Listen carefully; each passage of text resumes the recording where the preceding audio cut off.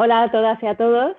Hoy estamos aquí para hablar sobre nutrición con Paula Avellaneda y con Rubén Murcia, pero no es para hablar sobre nutrición en general, sino sobre nutrición orientada a mujeres con lipedema, ¿vale? ¿Esto por qué lo hago? Porque a diario veo en redes sociales, en grupos de WhatsApp también, que surgen muchísimas dudas y algunas de ellas son bastante recurrentes. Entonces, a ver si nos podéis ayudar un poquillo a arrojar un poco de luz a este tema que nos preocupa especialmente, que es el tema de la alimentación. Y vamos a hacerlo un poquillo de eso, pues, orientado al lipedema. Tampoco es que tengamos muchas certezas, pero por lo menos vamos a analizar algunas cuestiones, si os parece. Así que si queréis presentaros, Paula, para que te conozcan las chicas. Nada, soy Paula Avellaneda, como has dicho, soy dietista nutricionista y bueno, actualmente estoy trabajando en el Centro de Nutrición Aleris, pasando consulta y bueno, aunque veo un poquito de diferentes tipos de pacientes y de patologías, pues concretamente yo suelo ver más pacientes o bien que tienen insuficiencia renal o luego, por ejemplo, mujeres con lipedema también. Actualmente cada vez estoy teniendo algo más. Y luego también pues personas con obesidad. Sería como campos así principales de los que suelo ver. Rubén. Pues yo soy Rubén Murcia, soy técnico superior en dietética y también hice tanto lo que es el grado como la diplomatura en nutrición humana y dietética y colaboro con ICNS y bueno, llevo bastantes años divulgando sobre todo en Twitter y también en Instagram y mi cuenta es Nutrianarquia. Muy bien. Vale, pues si os parece voy a ir leyendo algunos comentarios de las chicas y ya pues voy haciéndoos algunas preguntillas, ¿vale? Vale.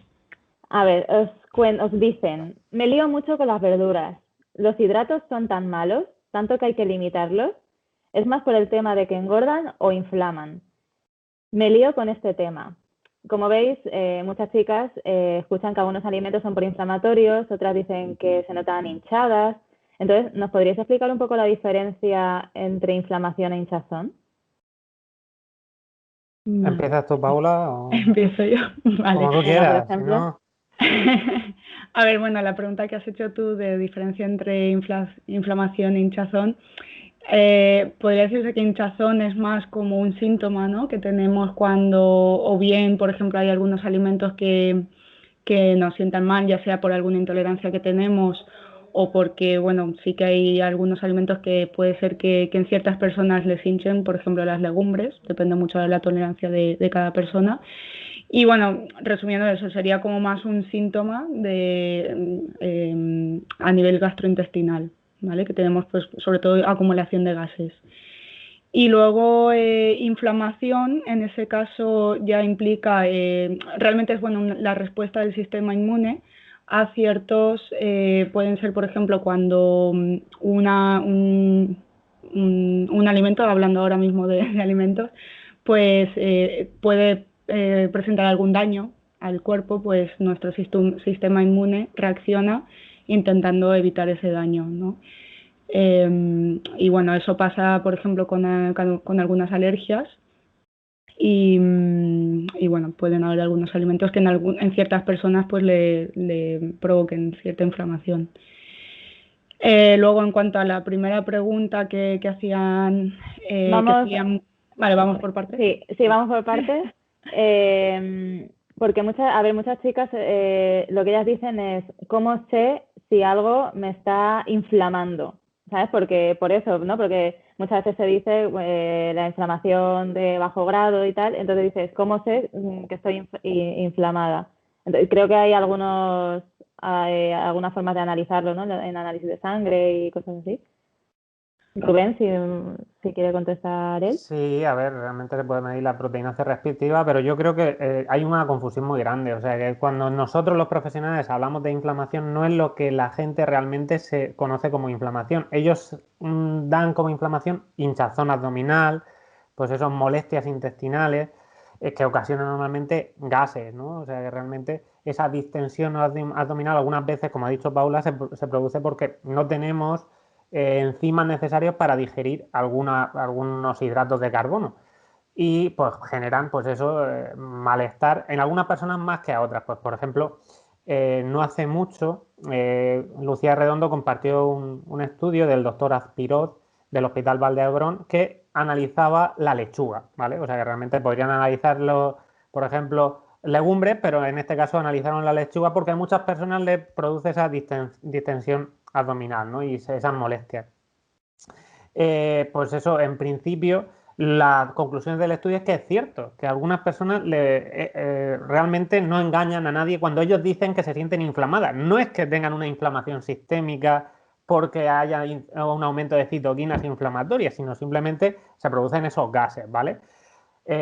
¿Cuál puede ser la causa de esos gases? Pues pueden ser un montón y de hecho no sabemos que sean todas. Ella misma, Lucía Redondo, en uno de sus últimos posts, da algunas posibles causas.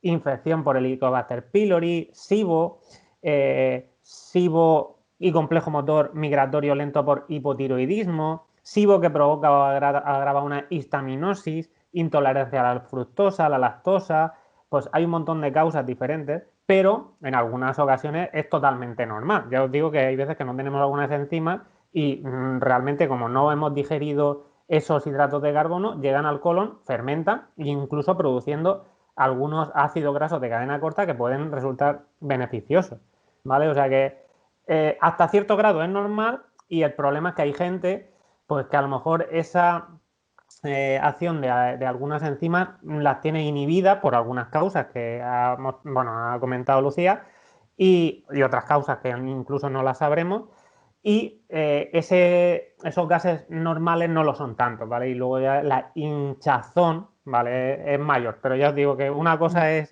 la hinchazón o las molestias gástricas y otra cosa es la inflamación sistémica o inflamación de bajo grado, que es totalmente diferente. De hecho, muchas chicas, bueno, muchas mujeres, y yo recuerdo también incluso de mi tía, un endocrino me dijo que a mí la lechuga me engordaba. Y mucha gente te dice, es que a mí me engorda. Entonces hay que diferenciar también qué es lo que engorda, qué es lo que no, y qué es, pues eso, qué es lo que es la inflamación, la hinchazón, que muchas veces Claro, se confunde. hinchazón no es lo mismo que engordar. O sea, que a lo mejor después de comer un alimento te encuentres muy hinchado no quiere decir que te esté engordando, ¿no? Que simplemente Claro, te estás sentando mal o te claro, estás claro. provocando más gases. De hecho, en lipedema muchas veces las chicas asocian a algunos síntomas que a lo mejor incluso podría ser producido por una disbiosis, por SIBO, y lo asocian al lipedema. Entonces hay que ver bien o sea, este tipo de sintomatología no es normal, no tiene por qué estar asociado al lipedema, simplemente hay que investigar bien y dar con la causa de estos problemas digestivos, que no podemos tampoco, ya todo en la vida es lipedema. Exacto. Vale, vamos a pasar al siguiente, que tiene algo de relación con la primera parte de la otra pregunta. A ver, gran duda, ¿los carbohidratos inflaman o solo hay que dejarlos porque engordan? ¿O por qué razón limitarlos? Entonces, el doctor Simarro, muchas de las chicas lo conocen, sirve para referentes para muchas de ellas, y él afirma que la verdura cocinada engorda porque al cocinarse la fibra se parte y se crean almidones. ¿Qué pensáis vosotros? ¿Empezamos por Rubén esta vez? Vale. A ver, yo creo que hay varias preguntas y, a ver, vamos a empezar por la primera en principio. Los carbohidratos inflaman. Yo creo que se refiere, a ver, no sé a qué se refiere realmente esta persona, pero se refiere si yo distinguiría Un poco con lo de, sí, claro, lo otro ya claro, nos ha quedado más o menos claro. hay unos tipos de carbohidratos que son FODMAPs, ¿vale? Que en algunas personas desencadenan, pues, por ejemplo, las personas que tienen el síndrome de intestino irritable, desencadenan síntomas, ¿vale? Signos y síntomas, y está claro, pues, malestar. Esto, ya os digo, eso es simplemente por un tipo de carbohidratos que no se absorbe bien por diferentes razones y que fermentan en el intestino produciendo diferentes tipos de gases en general. Pero en la segunda parte de la pregunta, que es ahora mismo lo que nos importa más, que sería si la verdura cocinada engorda. Sí. En principio la verdura cocinada tiene muy pocas calorías y eso de que la fibra en general se absorba o lo que sea, hay dos tipos de fibra, hay que distinguir, hay una fibra que es fermentable y que en general pues eso va a producir, como hemos dicho antes, gas al fermentar en el intestino grueso, o si tenemos SIBO en el intestino delgado también cierta parte, gas y ácidos grasos de cadena corta, eso realmente pues lo que es la energía que va a producir es bastante corta y yo creo que hay una confusión, ¿no? Aquí lo de que la fibra se transforme en almidón.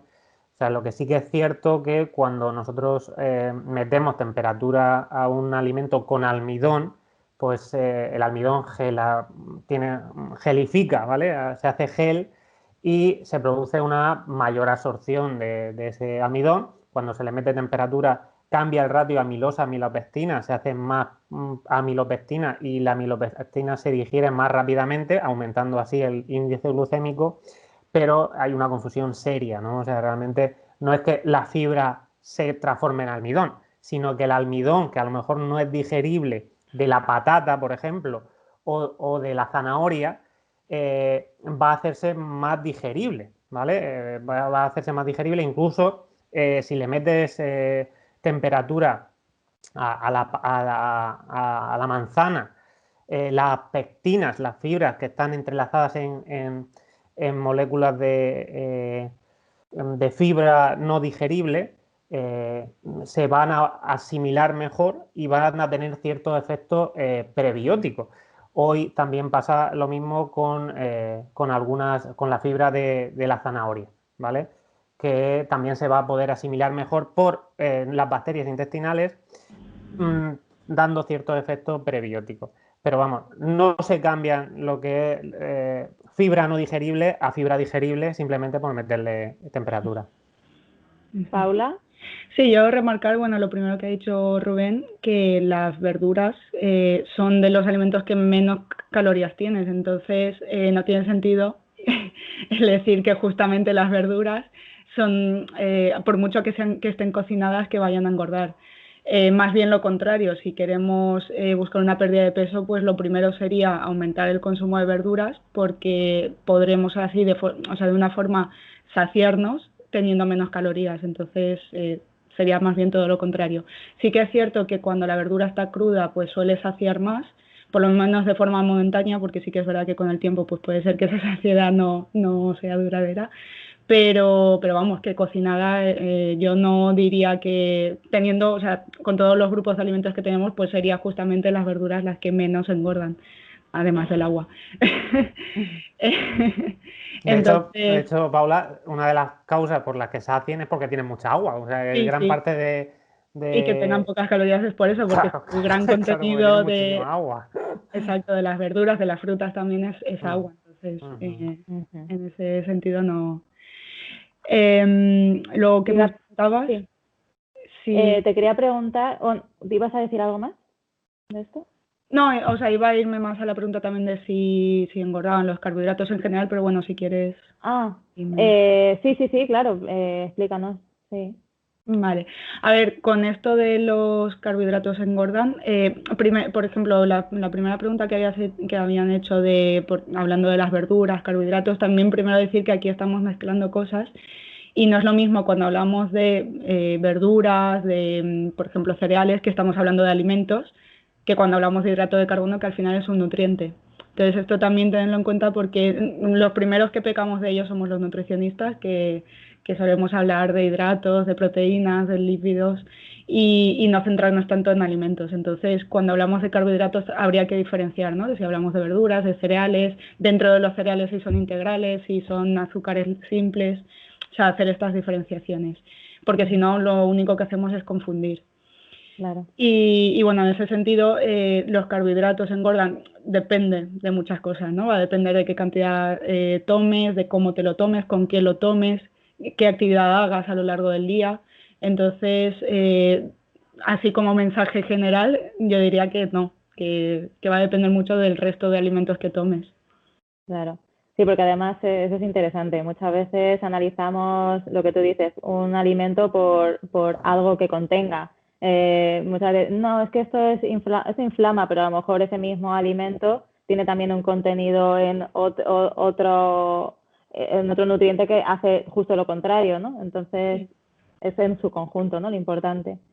Y luego también remarcar lo que has dicho de lo de la actividad, ¿no? Pues no es lo mismo comerte pues, un platazo de arroz y quedarte sentado en el sillón ya todo el día que una persona que sí que tenga una buena actividad física no va a ser lo mismo, básicamente.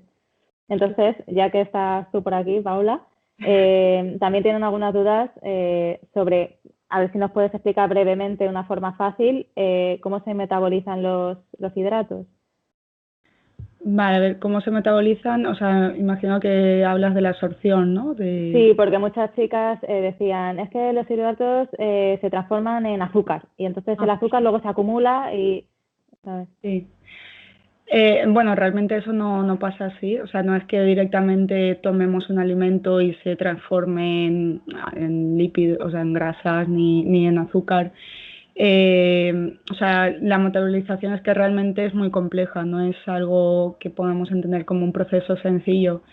Además, justamente lo de que se acumule como grasa, por ejemplo, va a depender justamente también por ejemplo, la actividad que vayamos a tener, porque sí que es verdad que si no tenemos ninguna actividad, pues todo tipo de alimento que vayamos a tomar sí que se puede ir acumulando, más que nada porque es como una energía que se acumula para luego utilizarlo más adelante, ¿no?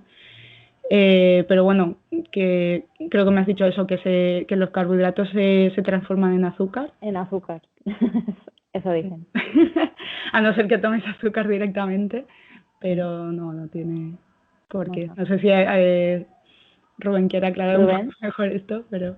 A ver, en principio, yo creo que hay una confusión. A ver, realmente, por un lado, yo separaría, por un lado, los hidratos de carbono que van a ser fibra, ¿vale?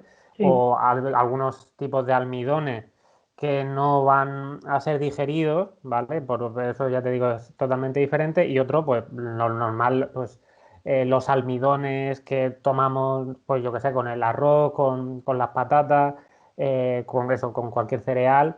Y la fruta y que aporta azúcares de no tan larga cadena, ¿vale? Azúcares más simples o disacáridos, monosacáridos, etc. Rubén, Dime. una cosa, intenta que sea un poco más sencillo. Imagínate que las chicas que te escuchan, pues a veces a lo mejor se pueden perder un poco en Vale, la pues terminología. en general los hidratos de carbono dependerá de la cadena de los hidratos de carbono, ¿vale? Si son largos o si son cortos.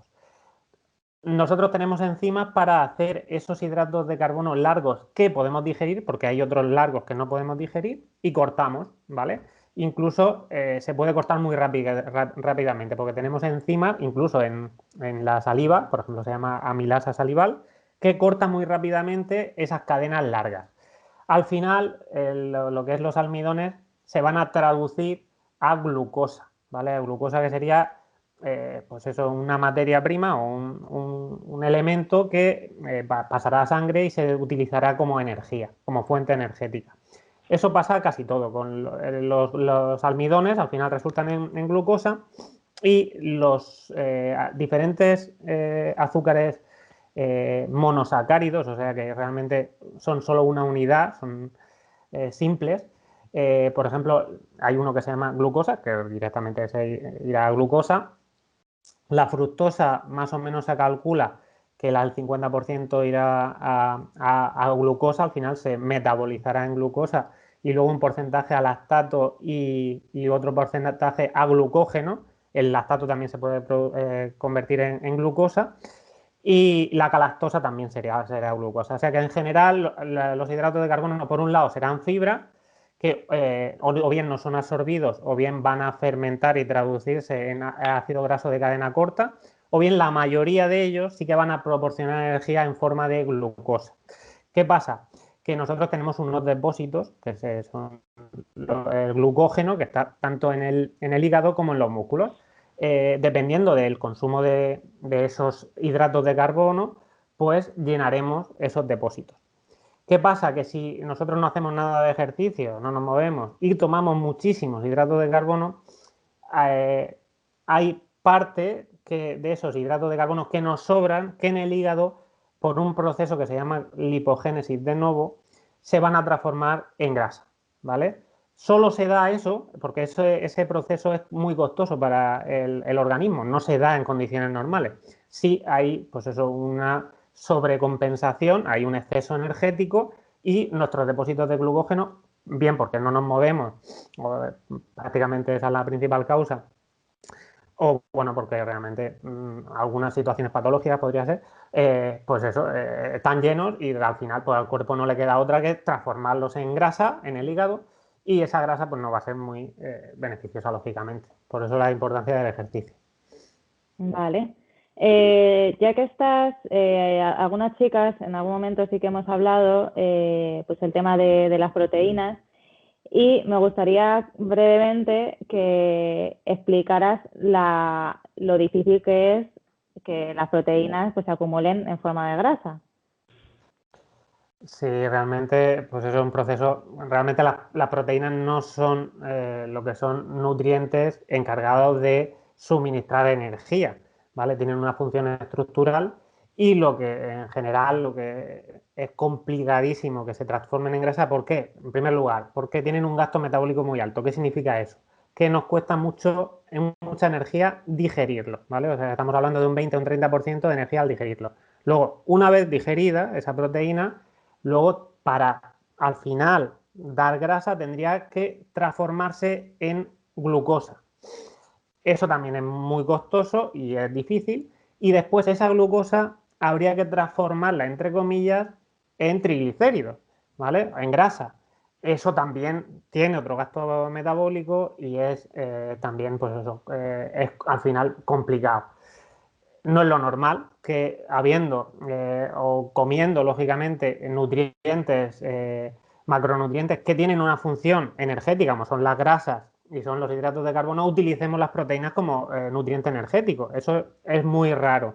Por eso es tan difícil que la proteína al final vaya a dar grasa, o se vaya a acumular en forma de grasa. Vale, genial. Ahora, Paula, ¿nos podrías explicar si hay algún perjuicio o beneficio en enfriar o calentar algunos alimentos? Porque, bueno, sé que también se puede crear el almidón resistente. A ver si nos puedes explicar un poquillo también cómo se crea y qué beneficios tiene. Vale. Nada, el almidón resistente, como bien indica la propia palabra, se crea cuando, o sea, es un tipo de almidón que resiste a la digestión, ¿vale? Entonces llega a nuestro colon prácticamente de forma intacta y por tanto es un buen alimento para nuestras bacterias de nuestro microbiota, de nuestro microbioma intestinal. Y bueno, sí que es algo beneficioso en este sentido de que está alimentando a nuestras bacterias buenas, ¿vale? Por así decirlo.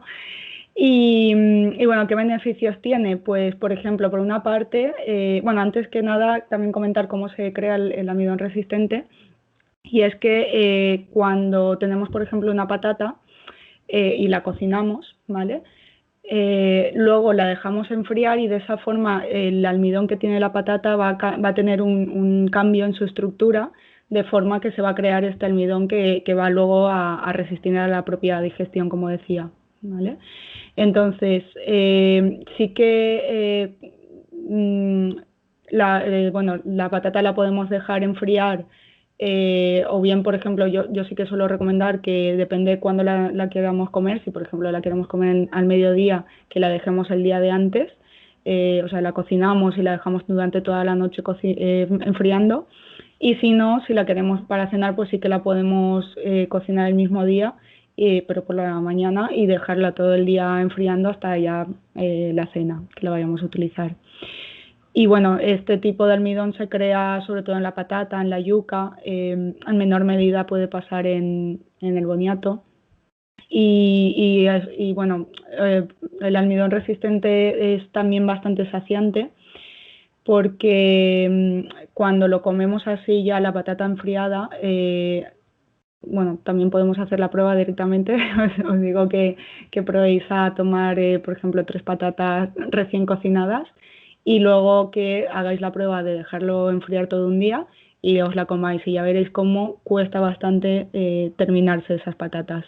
porque nos está llenando mucho más. Entonces, en ese sentido también se puede utilizar para algunas dietas, por ejemplo, de pérdida de peso, porque nos va a permitir comer menos cantidad sin sentir hambre. ¿Y se puede calentar?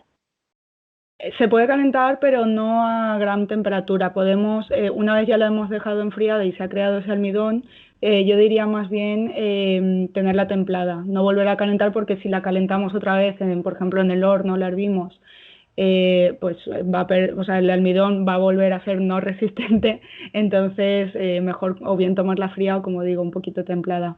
Sí que también cuando la ponemos a cocinar a la patata sería recomendable hacerlo con la piel, ¿vale? Y luego ya si queremos en el momento de comerlo pues ya la pelamos.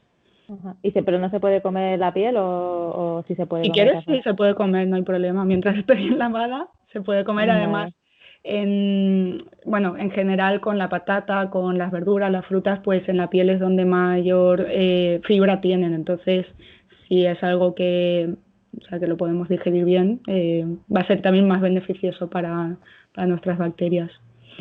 Y bueno, sí que hay en algunas ocasiones en las que el almidón resistente puede no estar indicado y ser algo perjudicial, pero bueno, son más momentos, por ejemplo, si una persona tiene candidiasis o tiene el sobrecrecimiento bacteriano que comentaba antes Rubén, porque en ese caso sí que, claro, estaríamos alimentando a ese tipo de bacteria que no nos beneficia o que no nos interesa alimentar.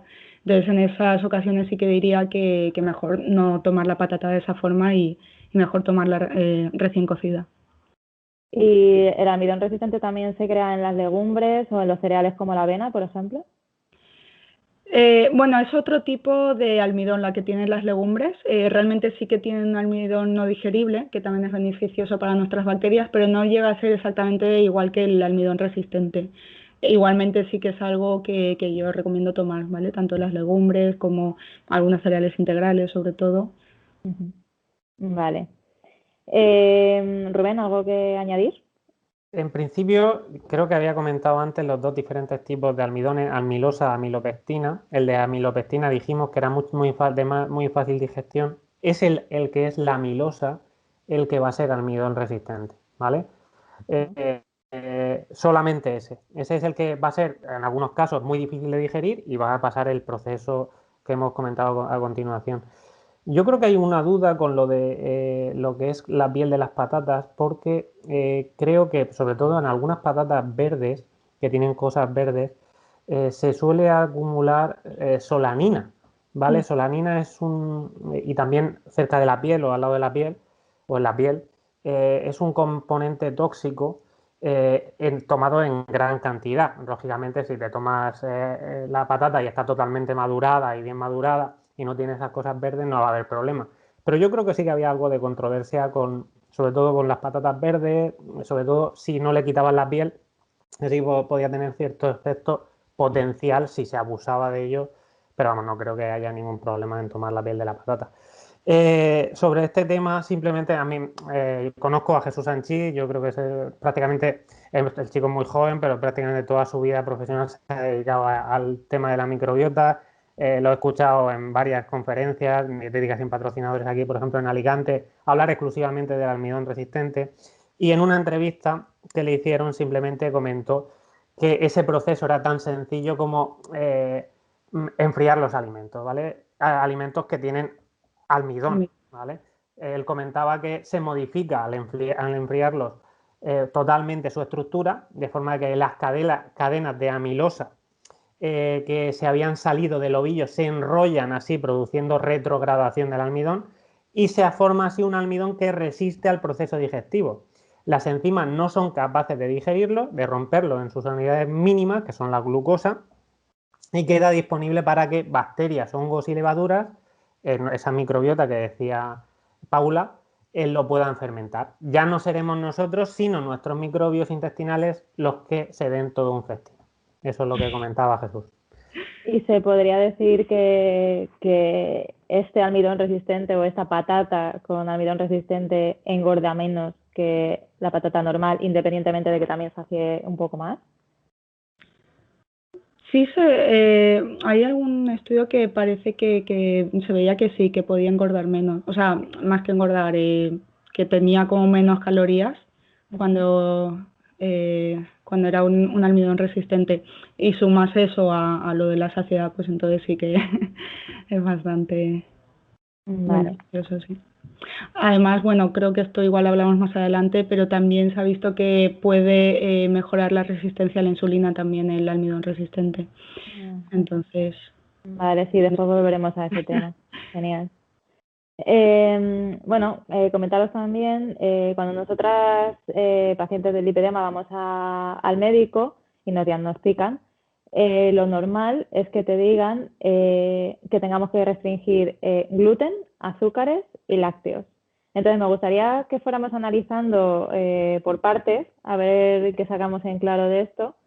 Porque, mira, por ejemplo, hace poco, en una entrevista en el canal de Ana, de una compi mía, la doctora Noemí González comentó que el gluten es necesario en algunos casos. Entonces, a mí me sorprendió, lo pregunté en qué casos, lo que pasa es que, bueno, que a lo mejor no vio la pregunta o lo que sea, y me quedé con la duda. Entonces, ¿podéis decir en qué casos es necesario el gluten? Paula, por ejemplo. A ver, realmente para las personas no hay, que yo conozca, por lo menos ahora nos dirá Rubén, pero no hay ninguna patología que sí o sí sea necesario tomar gluten. Si no lo tomas, pues fatal. Es más, para casos que diría que sí que es necesario, no es a nivel de ingesta humana, sino más bien para procesos tecnológicos, ¿no? Por ejemplo, para hacer el pan y que salga, no es que sea necesario porque también existe el pan sin gluten, pero para que tenga una buena fermentación, pues sí que ayuda muchísimo y exacto, para que se quede más blandito el pan. En esos casos sí, pero si no veo yo ninguna necesidad de tomar sí o sí el gluten. Rubén, creo que podías decirnos algo también. No estoy totalmente de acuerdo con Paula. Yo no. Hombre, a ver, realmente, igual como cualquier alimento, a los niños pequeños, pues hay que introducírselo por si van a tener una reacción alérgica, porque sí que es cierto que hay personas que son alérgicas a las proteínas del trigo. Pero aparte de eso, no, vamos, obligatorio no es ningún alimento, y el gluten, desde luego, tampoco es obligatorio, en principio, que yo conozca, para nadie tomarlo. A no ser que tengas eso, o sea, celíaco, me refiero, el no tomarlo, Hombre. porque ahora vamos al lado contrario, ¿no? El no tomar el gluten, si eres celíaco, si tienes sensibilidad no celíaca al trigo. Y lo que sí se ha visto, por lo menos en nuestra experiencia, es que muchas veces al quitar el gluten las chicas mejoran. Entonces, no sé por qué podría ser, si tiene alguna sensibilidad o si es malo el gluten en sí para a lo mejor las enfermedades autoinmunes, o que no se sabe si el lipedema realmente es una enfermedad autoinmune, pero ¿qué nos podéis decir del gluten en ese sentido? Rubén, ya que estás. Bueno, yo ya te digo que realmente habría que hacer, yo soy mucho de ver investigaciones y ver pruebas, y yo no conozco ninguna prueba que se haya hecho con personas con lipedema que muestren con un efecto placebo por un lado y por gluten por el otro, porque muchas veces, ¿qué es lo que quitamos cuando quitamos el gluten? Y la mayor parte de ingesta que la gente en la sociedad occidental hace cuando toma gluten, pues son o bien panes refinados o bien dulces, ¿vale? Bollos. Eso es lo que la principal fuente de gluten de la dieta. Obviamente son alimentos que no son muy positivos para la salud de nadie, y para las personas que tienen lipedema, pues lógicamente tampoco, y menos incluso. ¿Qué es el gluten? Pues podría ser, habría que hacer estudios. Yo lo desconozco, yo no puedo decir si exclusivamente es el gluten, porque ya os digo, ¿qué te estás tomando? ¿Qué alimento te estás tomando? ¿Estás tomando pan integral que tiene gluten? ¿Estás tomando, yo qué sé, kamut, que también tiene gluten? ¿O estás tomando a lo mejor un donut? Porque a lo mejor el donut también tiene gluten. Habría que analizarlo. Persona a persona, seguramente habrá personas que el gluten en sí, cuando se lo dé de forma aislado, pues sí que pueda producir alguna reacción inmunitaria, de tipo inmunitaria, y yo creo que la inmensa mayoría de las personas no, pero habría que probarlo, yo lo desconozco. Paula, ¿algo que añadir?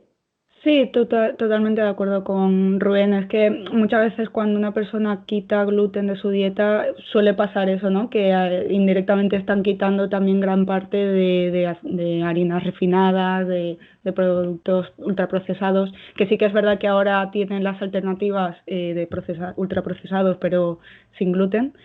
Pero normalmente entre que son más caros y luego también la textura no es igual, por ejemplo un pan sin gluten pues no han llegado a conseguir la textura, bueno hay algunos casos que sí, pero eso implica que sea más caro también, entonces igual dejan directamente de tomarlo, entonces a lo mejor por eso ven una pérdida de peso o por eso puede ser que se encuentren mejor. Es más, volviendo también a lo que decías tú anteriormente, muchas veces puede ser que una persona, aparte de tener lipedema, también tenga algún SIBO, que tenga incluso sensibilidad al gluten o celíaca, que tenga celiaquía. Entonces, si estás quitando el gluten, te encuentras mejor, pero no a lo mejor por el lipedema en concreto, sino porque tienes otra patología que no lo sabes. Entonces, en esos casos sí que puede ser que noten mejorías. Si no, o sea, si no, no tiene por qué. Vale. Ya que estamos, verdad que ahora íbamos a analizar los azúcares, pero me gustaría también meter aquí esta pregunta, Rubén, a ver si nos puedes explicar los ATIs, porque también hay muchísimas dudas con respecto a los ATIs y si realmente son tan perjudiciales, si hay alguna forma de comer para que no veamos tanto ese efecto, no sé, ¿nos puedes decir? A ver, en principio los ATIs son sobre todo es lo que se critica bastante es al trigo, ¿vale? Que por lo visto, de todas las proteínas que tiene el trigo, que ya es poca, ¿vale? Realmente es poca, estamos hablando de un 10% de proteína, un 4% de esa, o sea que en principio la mayor parte de la proteína que tiene el trigo sería gluten, pues un 4% proviene de esos ATIs, ¿vale? Y esas proteínas en principio inhiben la degradación enzimática, ¿vale? Inhibidores de amilasa tripsina. Y se están criticando mucho, sobre todo porque podría exacerbar algunos trastornos autoinmunitarios, yo que sé, bueno, artritis reumatoide, etcétera, etcétera. Incluso, pues parece ser que en algunas enfermedades, pues, como yo que sé, el asma, el lupus, el hígado graso no alcohólico, enfermedad inflamatoria intestinal, podrían potenciarlo. ¿Qué pasa? Que esas proteínas que ya son pocas, cuando se someten al calor, se produce una desnaturalización de ella, ¿no? O sea, prácticamente la desnaturalización es total y esos factores de inhibición de esta amilasa o esta tripsina, pues realmente van a quedar desactivados en un margen que va del 80 al 95%. Ese bueno, esos ATIs mínimamente que van a quedar, ¿tienen algún efecto toxicológico que esté demostrado en la actualidad? Eso se desconoce, pero está claro que sometiéndolo al calor, la inmensa mayor parte de esos ATIs van a desnaturalizarse y pues esos problemas que pueden ocasionar van a ser reducidos en gran manera. Vale, Paula, ¿qué alimentos tendrían ATIs? Por ejemplo, ¿el maíz tendría ATIs? Porque hay una chica que nos dice que es que no le queda claro y que ama el maíz. No, realmente suelen tenerlo más, como ha dicho Rubén, el trigo, sí que lo tiene también la cebada, el centeno. Yo la verdad es que no conocía como tal la palabra ATI, o sea, no lo había leído, ¿no? Como ese acrónimo, pero bueno, no sé si en esto he dejado que también conteste Rubén porque ya os digo, no tenía tanta información y no había hecho búsqueda sobre ello. Entonces, pero bueno, el maíz en principio no tiene. Ajá, vale. Vale, pues volvemos un poco al tema de los médicos que nos dicen esto no, esto no y esto no. Ahora vamos a analizar un poco los azúcares. Nos dice una compi, tengo dudas con los azúcares. ¿Por qué recomiendan, bueno, esto ya aquí vamos a mezclar un poco, pero ¿por qué recomiendan eritritol? ¿No es mejor la stevia? ¿Y la miel? ¿Qué opinan para endulzar? Es natural, es que a mí me flipa la miel. ¿Y por qué no puede comer miel? A ver. Paula, ya que estás tú, si quieres, el que quiera. A ver, en cuanto a edulcorantes, yo normalmente lo que digo es que no hay tanta diferencia entre unos y otros, ¿vale? Realmente lo que va a marcar la diferencia es la cantidad que tomes a lo largo del día. Es decir, si vas a tomar, por ejemplo, en el desayuno un poquito, pues no hay problema que utilices el eritritol, la stevia. Otra cosa sería si ya tienes también alguna patología intestinal, que en ese caso sí que tenemos que ver qué edulcorante es mejor o cuál peor, ¿no? Porque hay algunos que sí que tienen mayor efecto laxante, por ejemplo. Los Eh, polialcoholes, ¿no? Sobre todo sí, el maltitol creo que es el más problemático, me parece, sí. según he oído. Sí, sí, son sobre todo muchos polialcoholes.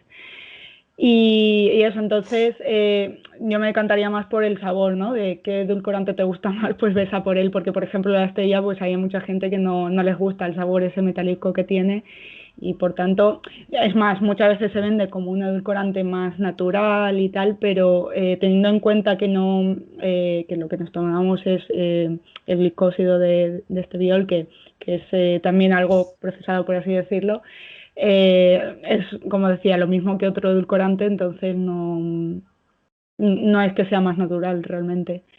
Y es más, se ha visto que con la stevia, justamente la dosis que habría que tomar para que no llegue a ser perjudicial, pues sería menor. Es decir, que incluso comparándolo así en grandes cantidades, que sí que es verdad que cuando hablamos de efectos nocivos de un edulcorante, pues normalmente hablamos de grandes cantidades que normal ninguna persona se toma, por ejemplo, no sé, 100 pastillitas de edulcorante al día, ¿no? Sería algo... Y si a alguien le pasa, pues ya tendría otro problema que igual no son los edulcorantes. Y luego en cuanto a la miel, de esto sé que Sí, Rubén a le va a Rubén le hablar. gusta. Pero bueno, la miel, a ver, yo diría lo mismo, depende mucho de la cantidad. Si nos vamos a poner una cucharadita, pues perfectamente se puede utilizar la miel. Sí que haría la diferencia de qué tipo de miel, o sea, no utilizar la miel que sea típica del supermercado, porque esa es una miel refinada y esa sí que tiene muy parecido a pues, tomar azúcar directamente. Lo que sí que recomendaría es que sea una miel cruda que podemos encontrar en cualquier pueblo. Hay algunas tiendas de herbolarios que la venden. Entonces sí que por lo menos si vamos a tomar miel que sea ese tipo de miel y como digo pues no abusar de ella, pero sin más. Vale, Rubén. En cuanto a la miel, muy de acuerdo con Paula. A ver, a mí me flipa la miel. ¿Qué quiere decir? ¿Que te tomas ahí kilos de miel al día? Pues Claro, realmente tienes un problema, No ¿vale? O sea, creo que que sea el realmente la caso. miel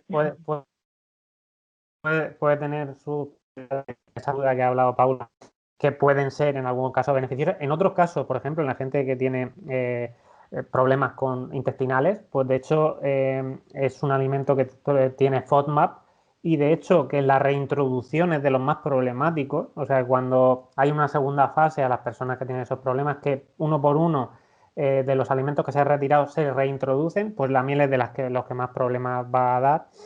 O sea que con determinadas personas habrá que llevar cuidado.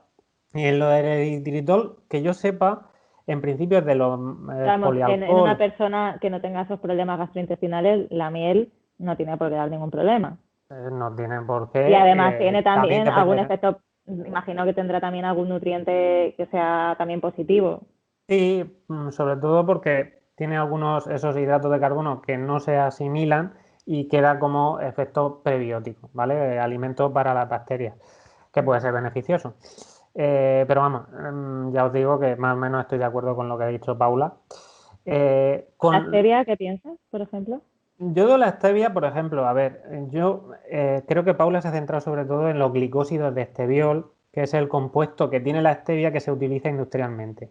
Ese compuesto sí que es verdad que la dosis que tiene, que podría tener efectos más perjudiciales por la EFSA, es menor que en otros edulcorantes. Pero yo, pudiendo tomarse stevia de manera natural, pues creo que en Cataluña eran de los cultivos de maceta o lo que sea de casa, que eran los que más había subido. En principio, pues yo lo tomaría de manera natural, que sí que es cierto que hay estudios, sobre todo en tolerancia a la glucosa, que bastante se muestran beneficios, ¿vale?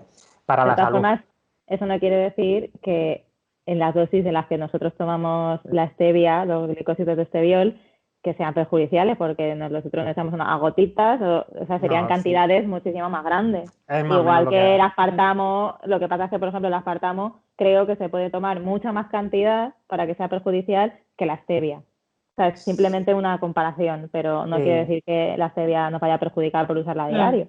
No. Yo ya te digo, yo en principio, yo es que tampoco yo no conozco efectos positivos de los edulcorantes artificiales, o sea, simplemente edulcoran, pero yo no conozco, sin embargo, la stevia natural sí que podría tener esos efectos beneficiosos para la salud. Y respecto a los polialcoholes, pues decir que hay algunos que al final van a tener mayor efecto prebiótico y van a fermentar en mayor medida y tendrán que llevar cuidado a la gente que tenga que seguir una dieta baja en FODMAP. Y el eritritol, de entre ellos, es el que presenta mejor absorción y se puede tomar en mayor cantidad, ¿vale? Sobre todo es por eso, más que otra cosa, porque no tiene ese efecto laxante como podría tener pues, este que os he comentado, por ejemplo, el Sorbitor, que a lo mejor a partir de 30 gramos, si tomas mucho chicle o lo que sea, pues podría tener ese efecto laxante o pues, esas molestias gastrointestinales. Y yo creo que hasta aquí, más o menos. Vale. Yo sí que diría que en general, o sea, para no abusar mucho de ya sean edulcorantes, azúcar, que lo mejor sería ir acostumbrando al paladar a no necesitar tanto dulce, ¿vale? Ya sea, como digo, azúcares o edulcorantes. Entonces, no diría directamente no tomar nada, porque claro, si una persona está acostumbrada, por ejemplo, ponerle 2 sobres, ya sean de azúcar o de eritritol, por ejemplo, a un café, pues si le decimos no te pongas nada, pues le va a saber fatal y no lo va a hacer, ¿no? Pero sí que mi recomendación sería que si se puede ir reduciendo poquito a poco y, por ejemplo, estar pues 1 o 2 semanas tomando un sobre y medio, cuando ya nos hayamos acostumbrado a ese sabor, luego que sea un sobre, y así ir reduciéndolo de a poco hasta que veamos que a lo mejor solo necesitamos medio.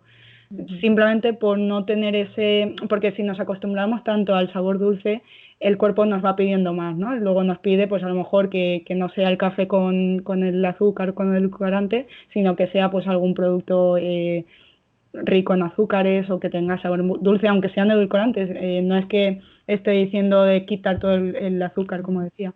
Pero sí eso, que no nos acostumbremos tanto, porque al final enmascaramos mucho los alimentos con el azúcar y por tanto pues cuando comemos, ¿qué pasa con los niños? Cuando le das un plato de verduras o un plato sin tanto sabor potente, no se lo come, pero es lógico, si está acostumbrado a tomar todo dulce, no le va a gustar tanto, ¿no?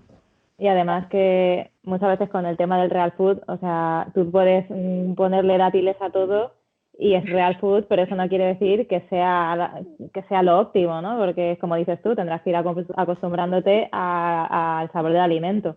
Yo, por ejemplo, yo era de las que hace 1000 años me tomaba el zumo de naranja con 2 azucarillos y ahora me tomo el café solo y con una gotita de stevia o incluso sin nada, o el chocolate puro, ahora del 82% o lo que sea, ahora si me lo tomo con leche no me sabe a chocolate, o sea, me sabe a azúcar. Es rarísimo, pero te acostumbras. Y al final eso también hace que disfrutes más de los alimentos, porque si acostumbras a no tenerlo tan dulce, en el momento que vayas a comer un poquito de chocolate, aunque sea del 70-80%, te va a saber mejor que si estás acostumbrado a todo dulce y comes esa onza de chocolate, que te va a saber muy mal. Total, es acostumbrarse, se puede. También los alimentos viene bien. Sí, vale, yo creo entonces, que uno de los trucos es no tomar tanto alimento procesado, que si es verdad que ahora está la moda del antiazúcar, le suelen meter mucho edulcorante artificial o polialcohol. Y ahora aquí ya vamos a un tema escabroso, que es, ¿el azúcar es proinflamatorio, Rubén? El azúcar es proinflamatorio. Es que yo distinguiría, por ejemplo, el azúcar, o si queremos decir sacarosa, porque yo no sé, azúcar cada persona se refiere a unas cosas. O sea, azúcares simples, la sacarosa también está, por ejemplo, en el plátano. Plátano, hay frutas que tienen sacarosa, que es lo el que... azúcar de mesa, que es sacarosa, ¿no? Eso es sacarosa, ¿vale? O sea que realmente, de hecho, el azúcar sale de algunos, de la caña o la remolacha, o sea que sale de verduras, cosas, ¿vale? Realmente, ¿qué pasa? ¿Es proinflamatorio, es antiinflamatorio? Lógicamente, si nosotros aislamos un nutriente, ese nutriente deja de proporcionar polifenoles, fitoquímicos que sí que tienen una acción antiinflamatoria. es cierto que lo que es la sacarosa se absorbe súper rápidamente y no aporta tóxicos, ¿vale? O sea que tampoco es, por ejemplo, imagínate, hacemos una carne a la barbacoa, la quemamos y pues sí que es cierto que ahí aporta cosas que son potencialmente, pues incluso cancerígenas, ¿vale? Pero el azúcar se absorbe Lo muy que es rápidamente. esa parte más quemadita. Claro, No es la claro, esa carne en parte. sí, sino lo... Esa parte más que donadita. Pues el azúcar en principio, ya te digo, aislado no nos aporta energía simplemente, ¿vale? Lo que sí que es cierto que en una dieta occidental, que ya de por sí en general eh, hay poco movimiento, hay mucho sedentarismo y pues eso, aportar un exceso calórico, ese exceso calórico va a repercutir seguramente en una inflamación del adipocito que movilice, bueno, o estimule el sistema inmunitario, macrófagos, etcétera, algunos elementos, y al final resulte en inflamación, ¿vale? Pero si yo, por ejemplo, hago deporte y después del deporte me tomo un batido con azúcar, no hay absolutamente ningún problema porque se utilizará como pues reposición del glucógeno que yo he perdido. O sea que depende mucho del contexto. En general, el azúcar puede ser El inflamatorio. glucógeno, para que lo sepan las chicas, está en los músculos, Sí, ¿no? sí, sí, en el hígado también. Vale. En general, ¿puede ser proinflamatorio el azúcar? Lo puede ser. Y a lo mejor para la mayor parte de la sociedad que es sedentaria lo es. ¿Vale? Sobre todo el azúcar que se toma en las bebidas azucaradas, el azúcar líquido. ¿Por qué? Porque no produce ningún tipo de saciedad y ya te digo, va a ser mucho más fácil que abuses calóricamente y que se produzca un exceso calórico que se traduzca en esa inflamación de la grasa Pero que no es el produzca. azúcar, no es el No, no, no, azúcar, no, es no. el exceso calórico, Sí, sí, sí, sí. ¿no? No sé si Vale. me puede Y también, ayudar Paula. sí, no, de acuerdo, es que también depende de cómo te tomes el azúcar. O sea, en las únicas ocasiones que sí que te tomas solo el azúcar aislado es pues eso, cuando le añades a lo mejor algún café a alguna infusión.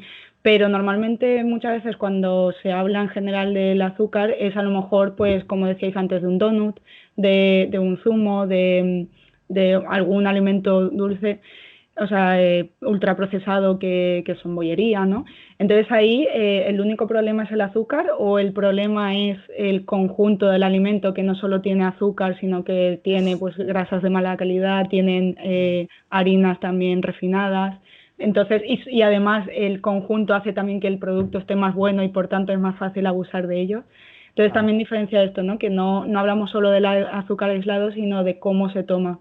Y el ejemplo que ponía Rubén también de los refrescos o zumos, al ser líquidos también, además de que sacian menos, es más fácil que absorbamos más rápidamente ese azúcar. Entonces eso sí que va a implicar que sea más perjudicial para nuestro cuerpo.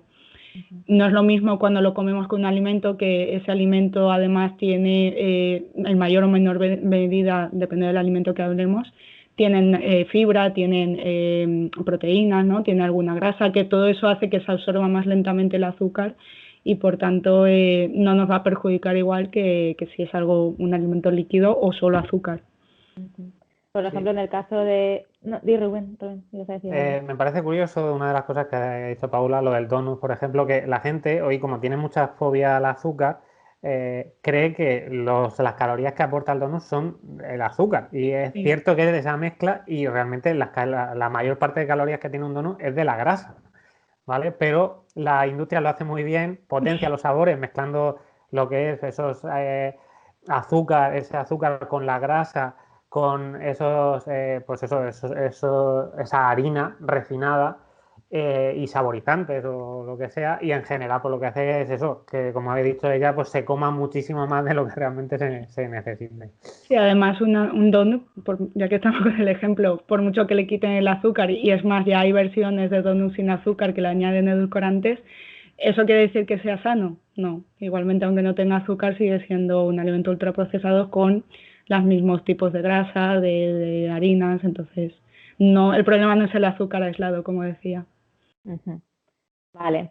Ya que estamos con el tema del zumo, por ejemplo, imagino que no será lo mismo tomarte un zumo y ala y ya está, a acompañar el zumo, como dices tú, pues también de otros alimentos, en un desayuno y eso, imagino que tampoco será tan problemático cuando estás añadiendo fibra también por otro lado, no sé qué me decís de esto. Rubén sé que le gusta mucho el zumo. Sí, a ver, hablando de zumos y sobre todo si lo comparamos con la fruta, pues en ese caso, claro, sí que va a ser muchísimo mejor tomarte la pieza de fruta entera, por lo que decía antes, que en la fruta vamos a tener mayor contenido de fibra, nos va a saciar más también, porque no es lo mismo masticar un alimento que ya estás mandando señales al cuerpo de que te estás llenando, aunque luego no te lo tragues incluso, y eso, y bebértelo el zumo va a ser algo inmediato que como decía, pues prácticamente lo vas a absorber mucho más rápido el azúcar que tenga en ese caso. Y además, en cuanto a saciedad, si comparamos, por ejemplo, pues 3 naranjas, las exprimimos y el zumo nos lo podemos beber sin ningún problema. En cambio, las 3 naranjas, pues nos va a costar muchísimo poder acabárnoslo.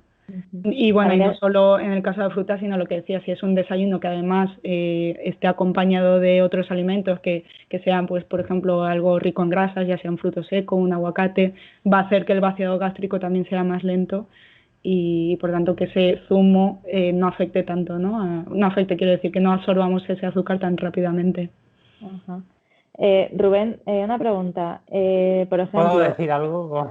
Sí, te iba a preguntar una cosa de zumo, pero vale, sí, dímelo. te iba a preguntar, vale, el zumo pues tiene a lo mejor más cantidad de azúcar, también te lo vas a tomar, puedes tomarte, como dice Paula, 3 naranjas en lugar de una, pero ¿no serían también los efectos, el contenido beneficioso de una naranja no se vería multiplicado por 3 también al tener 3 naranjas?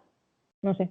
Hombre, lógicamente va a aportar más vitaminas, más minerales si te tomas 3 naranjas, aunque sea en forma de zumo, que si te tomas una.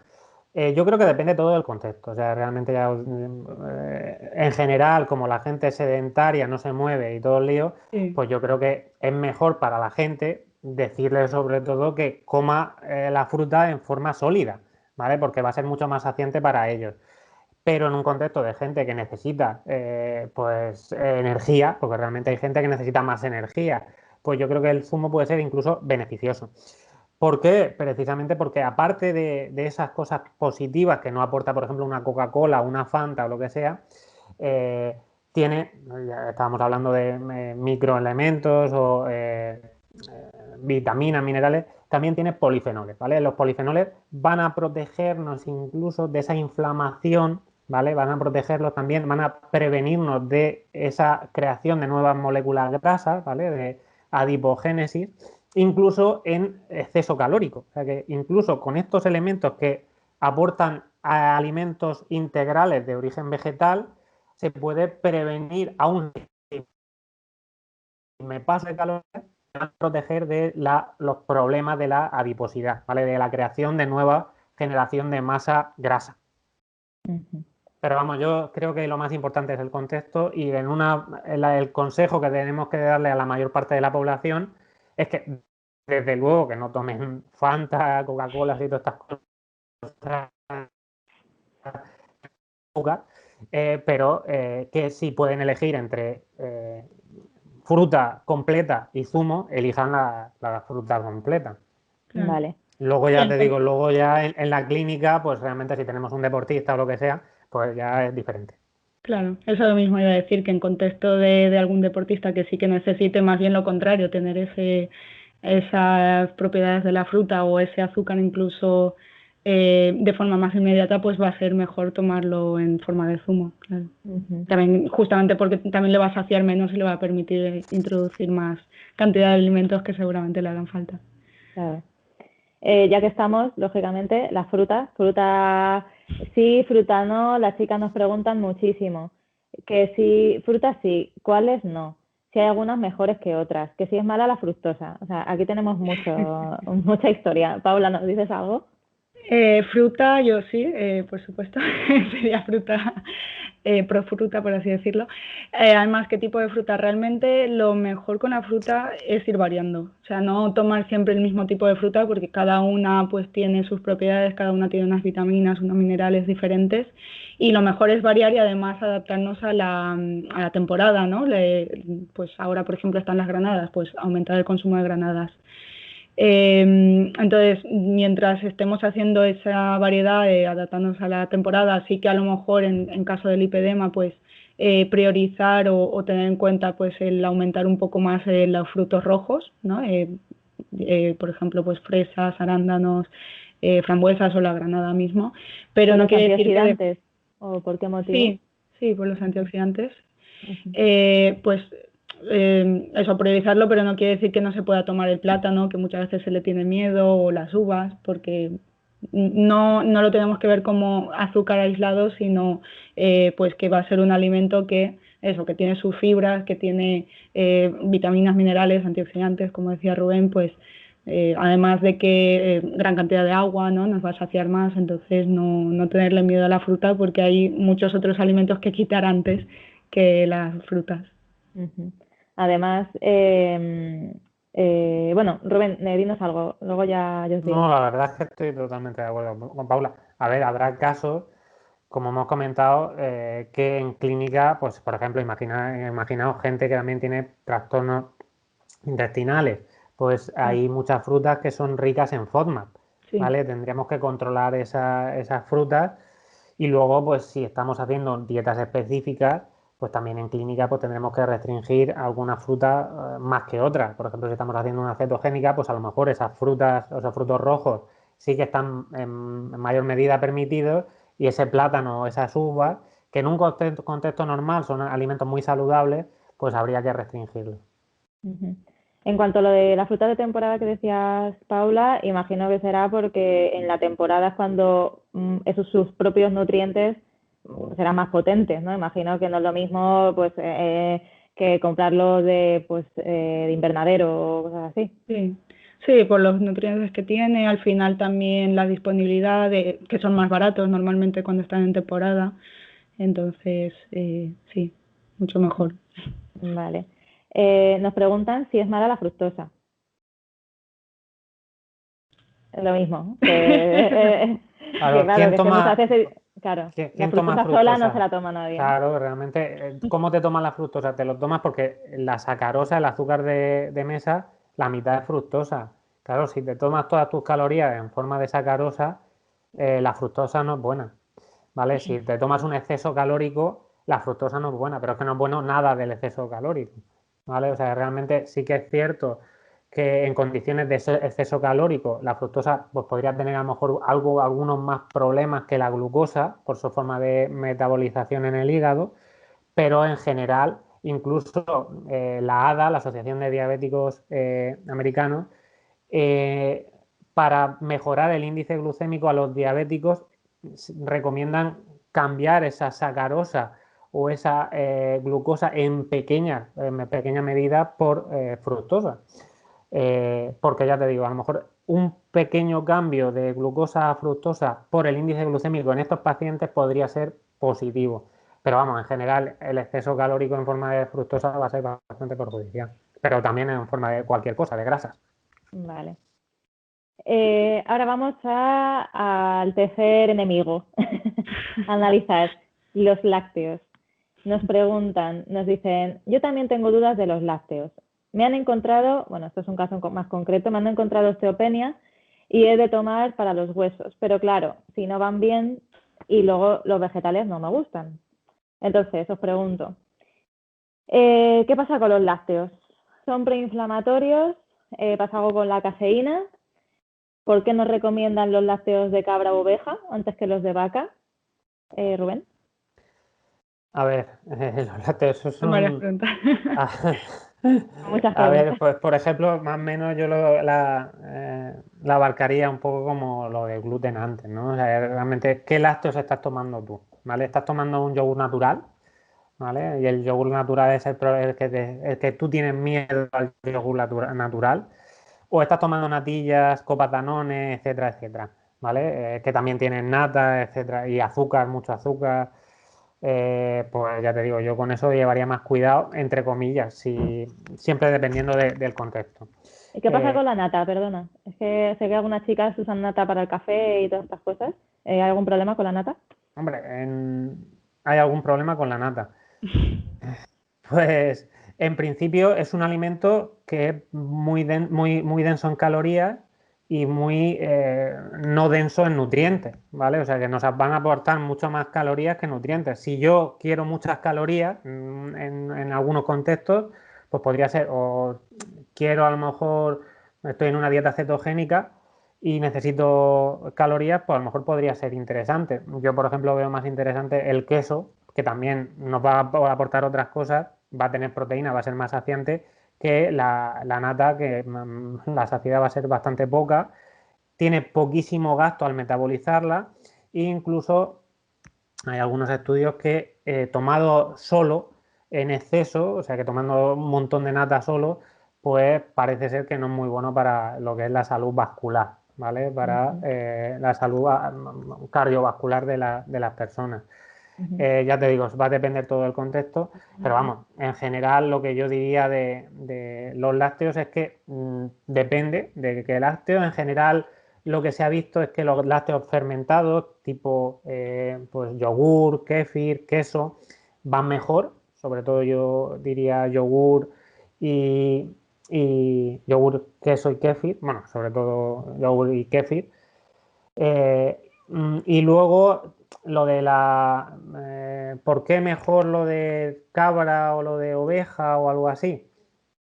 En principio para niños parece ser que hay diferentes tipos de caseína, que es la mayor proteína que aporta la leche, ¿vale? Hay una caseína A1 o beta A1 y bueno, la otra no sé si es beta A2 o algo así, ¿vale? Son diferentes términos. Hay algunas vacas que dan una y otras que dan las dos. La beta 2 o algo así podría ser menos inmunogénica, eso solo lo dice algunos estudios, muy pocos, y algunos están pagados por esos productores de esas vacas que producen ese tipo de leche específica. Podría ser, existe esa teoría, que ese tipo de caseína sea más inmunogénica, pero más lo que sea... inmunogénica, ¿les puedes explicar a las chicas qué significa? Pues que el sistema inmune reaccione entre ellas, los confunde esos aminoácidos y reaccione autoinmunitariamente, o sea, produciendo inflamación, o sea, citoquinas inflamatorias, ¿vale? Eso en general para la gente, porque si dijéramos que es para todo el mundo, en los estudios que se estudia, por ejemplo, el yogur natural de vaca y que sale en todos antiinflamatorios, pues no se produciría, ¿vale? Está claro que si tú tienes una alergia a la caseína, cualquier alimento que tenga caseína te va a resultar en inflamación. Pero en general, a la población general, en los estudios lo que se ve es que esos alimentos fermentados procedentes de la leche, también de la leche de vaca, producen justo lo contrario, ¿vale? No sabemos si es que el efecto probiótico que tienen estos alimentos es más fuerte que el de la caseína, este tipo de caseína, y que al final, pues una cosa sí que podría ser proinflamatoria, no se sabe seguro, incluso hay algunos estudios en ratones que dicen que la caseína podría atenuar la respuesta inflamatoria de una dieta alta en grasa, o sea que podría ser justo lo contrario, pero también es cierto que hay estudios pagados por algunos ganaderos que dicen que esa caseína que viene de la mayoría de las vacas que tomamos hoy día son más inflamatorias que otro tipo de grasa, otro tipo de caseína que, por ejemplo, se encuentra en las cabras, ¿vale? En la leche de las cabras. O sea, a ver, voy a ver si te he entendido.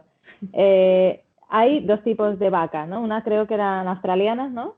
Sí, sí. Me parece, ¿no? Sí, sí. Y esas son las que se supone que tienen una caseína menos inmunogénica. Sí. Y porque se parece más a lo que es la caseína humana. Sí, sí, la que encontramos también, por ejemplo, en las cabras o en las ovejas en mayor medida que la A1. Vale, esta sería la A2. Como esa caseína es más parecida a la de las personas, por eso se supone que esa caseína nos resulta menos perjudicial para nosotros. Por eso normalmente se recomienda más la de vaca, de cabra y de oveja antes que de vaca, que de vaca en general no van a ser esas vacas australianas que tienen otro tipo de caseína, según dicen los que las crían y los que se benefician con ellas, ¿no? Claro, ¿Entendido eso? A ver lo que Iba a nos dice comentar Paula. que hay un post de Lucía Redondo, que antes la ha nombrado Rubén, que habla justamente de estos dos tipos de caseína y del estudio, creo que es el que comentabas tú, Rubén. Y claro, sí que es verdad que ahí sale como que es mejor la caseína 2 y tal, pero al final del post, pues Lucía remarca que ese estudio está patrocinado, bueno, está con ella, bueno, estaba subvencionado por una empresa que vendía las leches con la caseína 2. Entonces es algo a sospechar, ¿no? O sea que Claro. también cuando, a ver, hay mucha incertidumbre, como está diciendo ahora Rubén, hay muchas cosas que no sabemos realmente, no podemos tampoco afirmar que sea mejor un tipo de caseína y otra, pero si encima lo que sí que está estudiado está subvencionado por una empresa que lo vende, pues ya, bueno.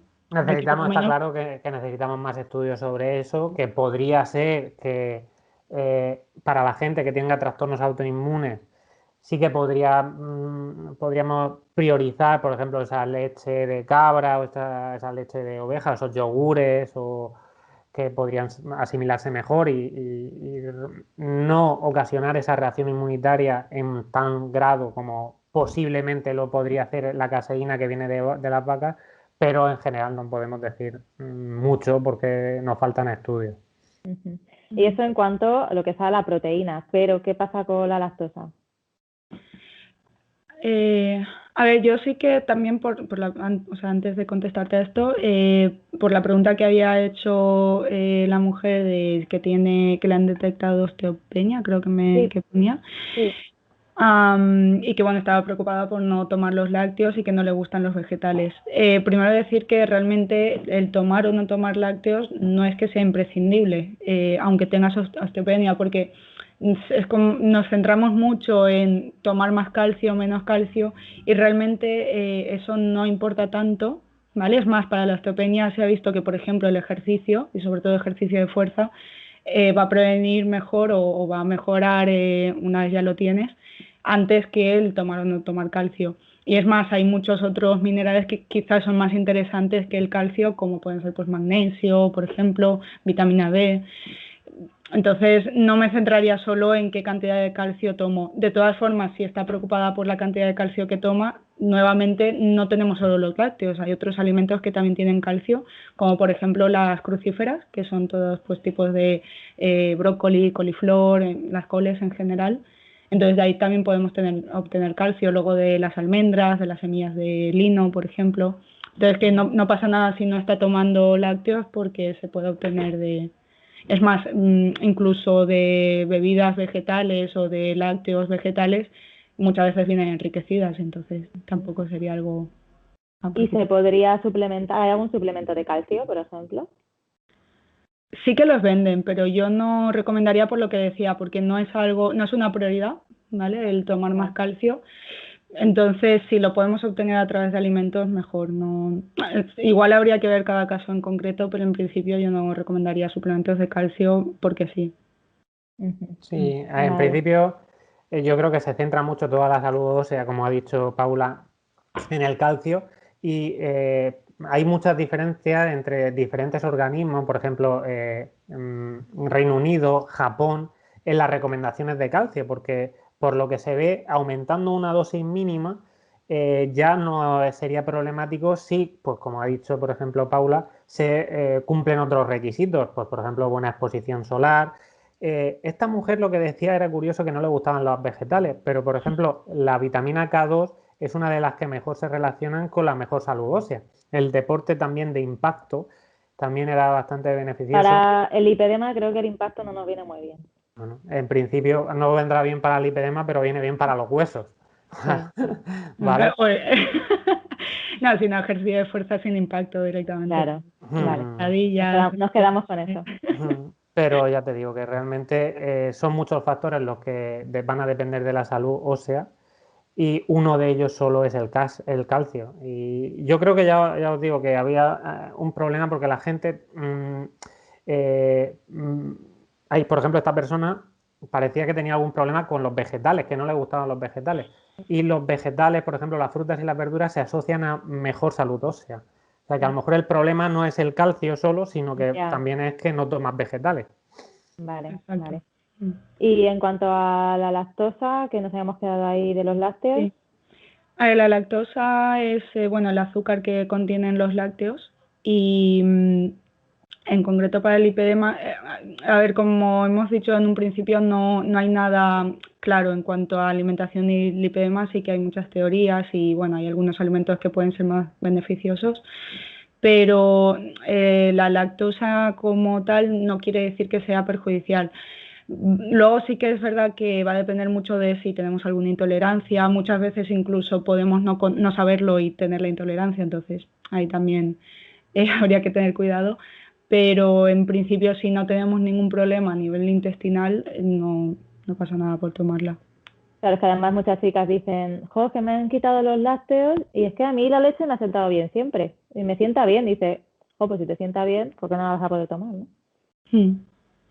Sí, yo como decía Rubén antes sí que priorizaría más lácteos fermentados, pues que sean más yogures, kéfir, pero vamos, que no hay problema. Vale. Muchas veces incluso nos dicen, ¿y no me puedo echar un chorrito en el café? O sea, jo, pues imagino que sí, ¿no? Un chorrito pues tampoco.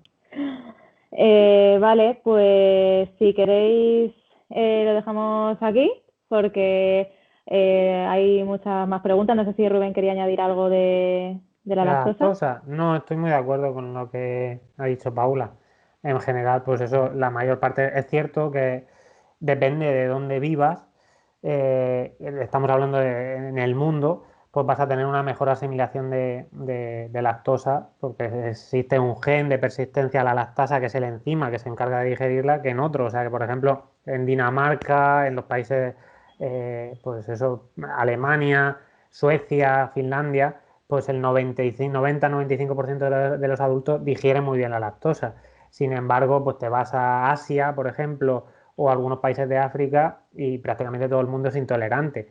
En España, en general, se calcula más o menos sobre el 30% y que el 50% tiene algún problema que se llamaría hipolactasia, que quiere decir que digiere de media hasta 12 gramos de lactosa, que sería lo que hay en un vaso de 200 mililitros, 250 mililitros de leche. Pero ya os digo que en principio la gente en general también es cierto que la media de consumo de leche en España es un vaso de leche. O sea que no solería dar problemas a la mayor parte de la gente. Si tienes problemas que sabes perfectamente que la leche pues, te da un malestar gástrico, pues deja de tomarla, que tampoco es imprescindible, o prueba, por ejemplo, con leche sin lactosa o con, por ejemplo, también es cierto que se asimila mejor los yogures que lo que es la leche.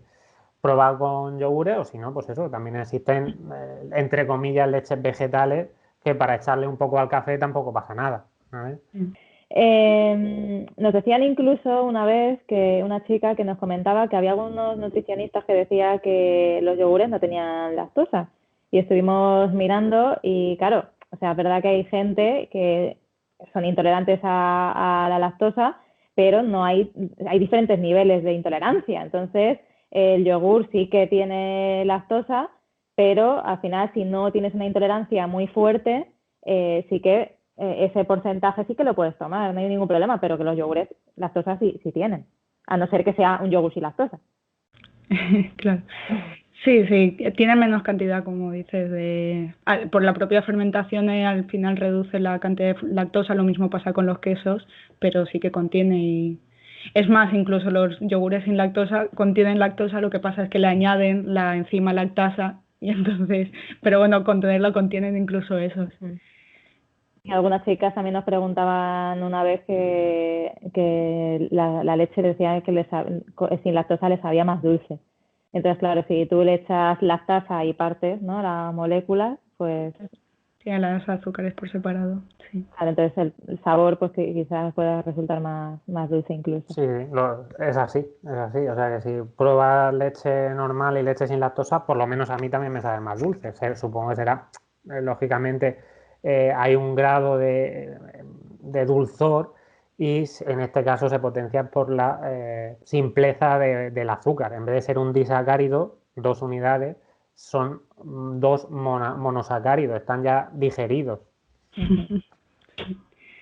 Vale, pues nada, lo dejamos aquí, quedan bastantes preguntas, así que haremos diferentes vídeos y nada, esperamos que se haya resuelto algunas de estas dudas y bueno, pues más adelante continuaremos con esto. Muchas gracias chicos por vuestro tiempo y las chicas seguro que os lo agradecen también. Gracias Paula y Rubén. A vosotros. Nos vemos. Adiós. Hasta luego.